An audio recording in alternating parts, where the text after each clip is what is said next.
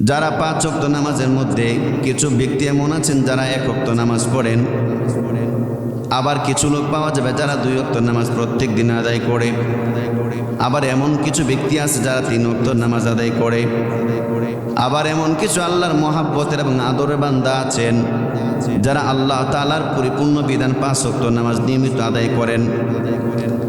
এখন আমাদের মধ্যে আবার এমন কিছু মুসলমান আছে নিজেকে মুসলমান বলে দাবি করে, আবার যখন তার সন্তানের যখন খতনা করাবে, খতনা করার আগের দিন গায়ে হলুদের নামক একটি জঘন্যতম পাপ তারা করতে থাকে। আবার বিয়ে শাদীর অনুষ্ঠানের আগের দিন গায়ে হলুদ নামক জঘন্যতম একটি পাপের রাত্র উদযাপন করে। এমন মুসলমান আমাদের দেশের মধ্যে আছে না নাই?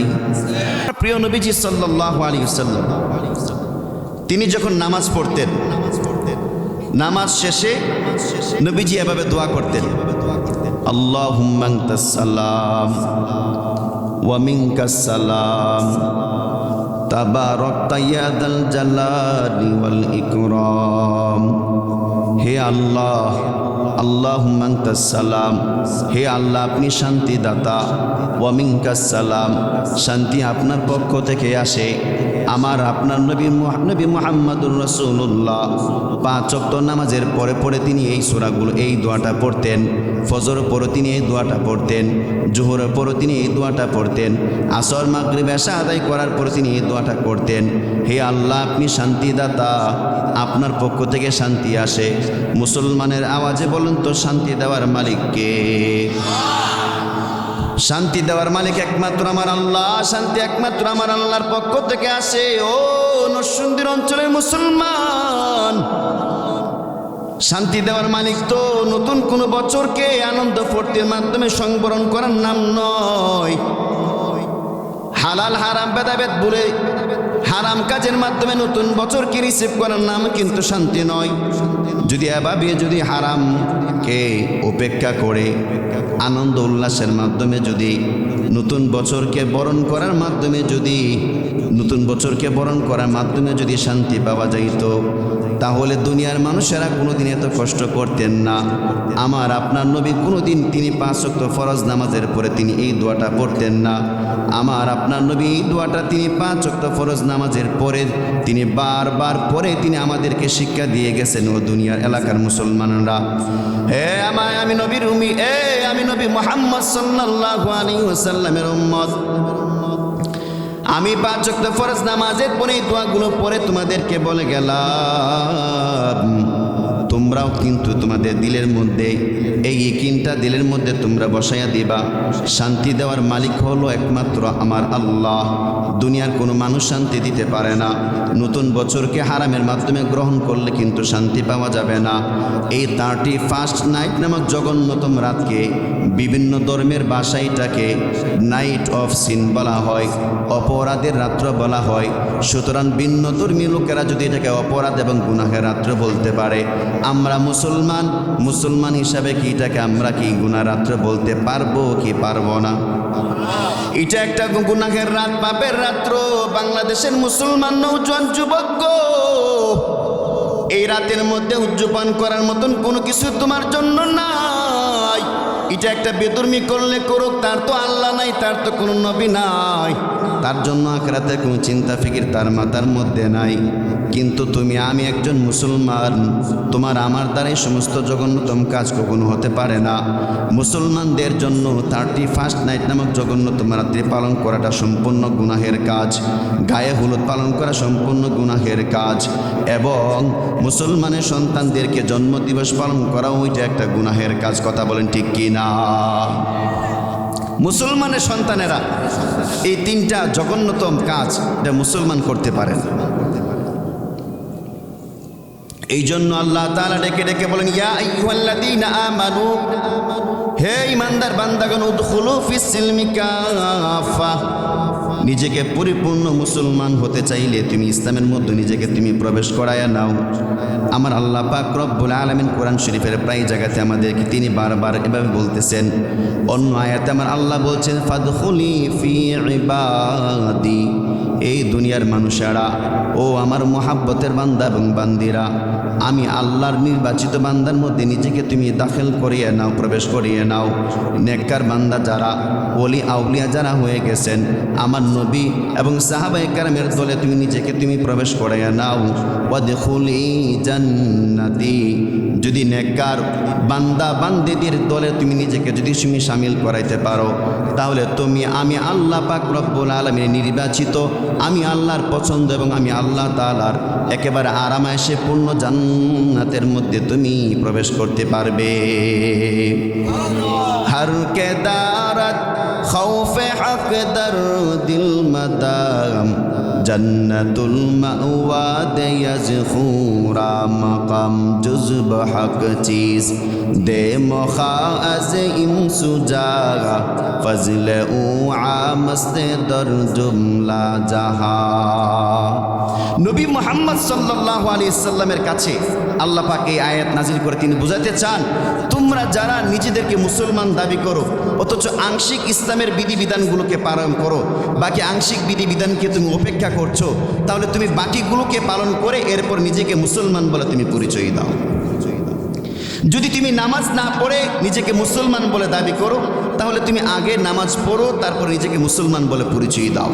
যদি পর্দার বিধানের মতন গুরুত্বপূর্ণ কাজকে তুমি অবহেলা করো, তাহলে পর্দার বিধান আগে পালন করো, এরপর নিজেকে মুসলমান বলে তুমি পরিচয় দাও।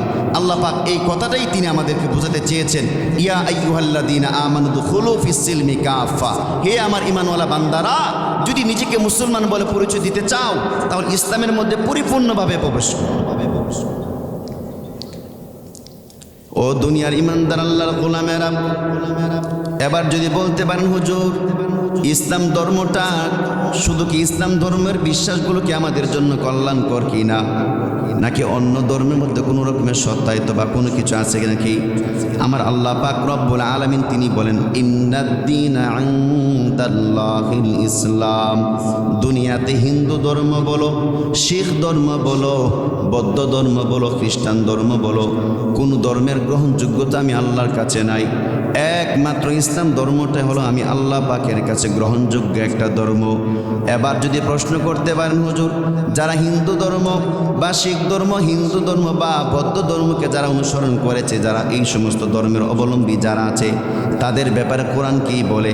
আমার আল্লাহ পাক বলেন, ওয়ামাইয়াবতাগি গায়রাল ইসলামি দীনান ফালাই ইউকবালা মিনহু ওয়া হুয়া ফিল আখিরাতি মিনাল খাসিরিন।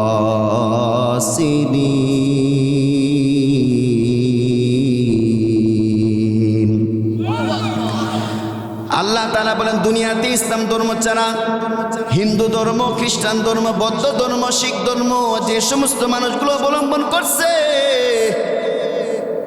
এই সমস্ত ধর্মের অবলম্বীদের ব্যাপারে আমার আল্লাহ পাকের স্পষ্ট ঘোষণা হলো, যে সমস্ত ব্যক্তিরা ইসলাম ধর্ম চাইরা অন্য একটা ধর্মকে যারা গ্রহণ করেছে, আমার আল্লাহ বলেন ফালা ইউকবালা মিনহু, তাদের থেকে কোনো কাজ বা কোনো আমলকে গ্রহণ করা হবে না।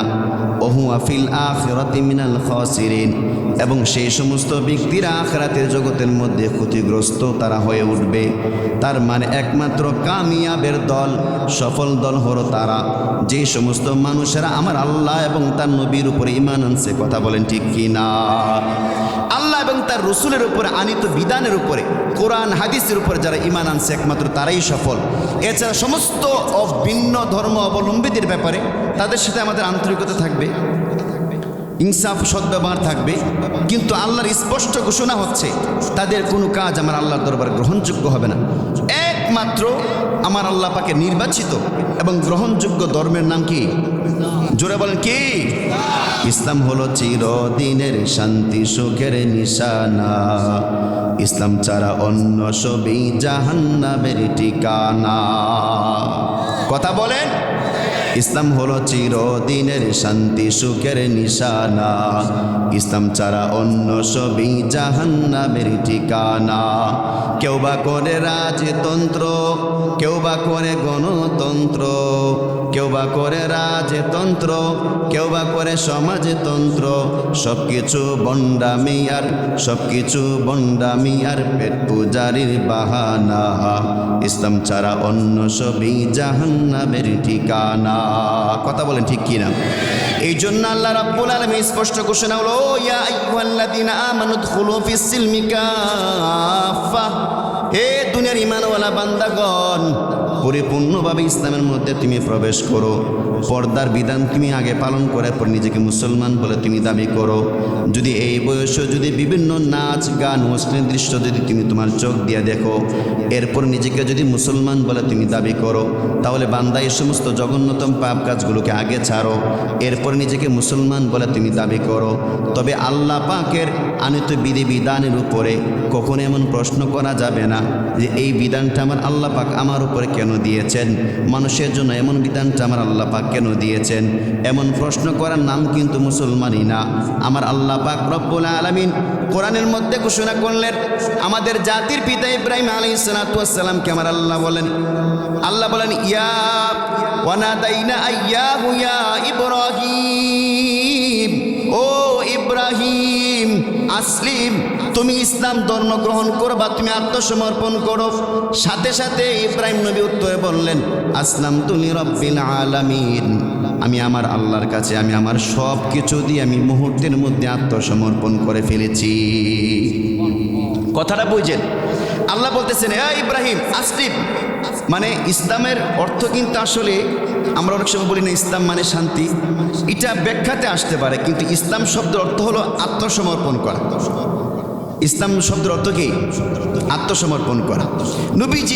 নবী ইব্রাহিম আলাইহিস সালামকে আমার আল্লাহ বলতেছেন, ইব্রাহিম আসলিম, তুমি আত্মসমর্পণ করো। সাথে সাথে ইব্রাহিম নবী বললেন, আসলামতু লিরাব্বিল আলামিন, আমি আমার রবের কাছে আত্মসমর্পণ করে ফেললাম।